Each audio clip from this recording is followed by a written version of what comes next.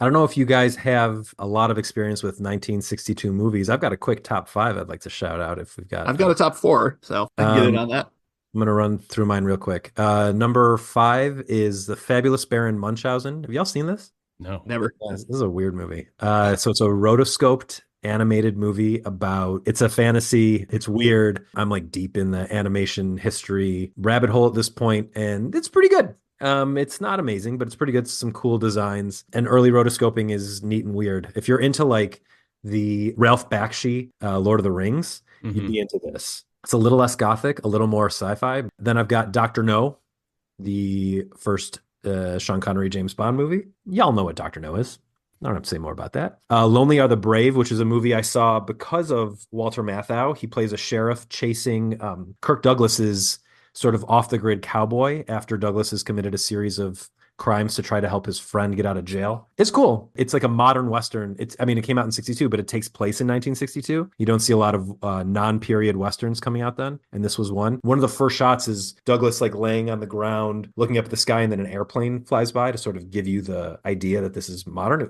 I like that aspect of it. He and Matthau, they're acting opposite each other. They don't share a single scene, which is kind of neat. And then number two is Manchurian Candidate, and number one is Lawrence of Arabia. Very similar list. Like I said, I only have four. Dr. No, actually, for me, is a 1963 because it didn't actually open in the US until 1963. It was, in the UK in 1962. So I'm fine with being, but for me, it's a 63. For 1962, my number four is Lolita, the Kubrick film. Haven't Never seen it in did a it. long time. Yeah, I haven't seen it in a long time, but I have it at 3.5 stars. So that's my number four. Number three is the aforementioned To Kill a Mockingbird, which, like I said, problems aside, I still think it's a very good movie, very well made, especially considering the time period. Number two then is Manchurian Candidate, and number one is Lawrence of Arabia.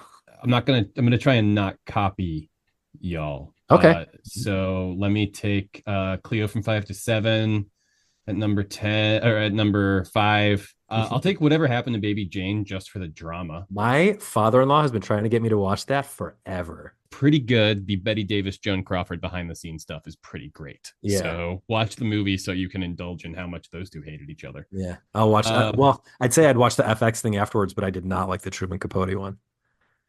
Listen, if whenever you have a free hour, we can talk about my Ryan Murphy feelings. Okay, great. I would actually legitimately, I would put Lawrence of Arabia on there. And then I think I have two spots left. I'll say The Man Who Shot Liberty Valance and Arakari, both solid options. All right, great.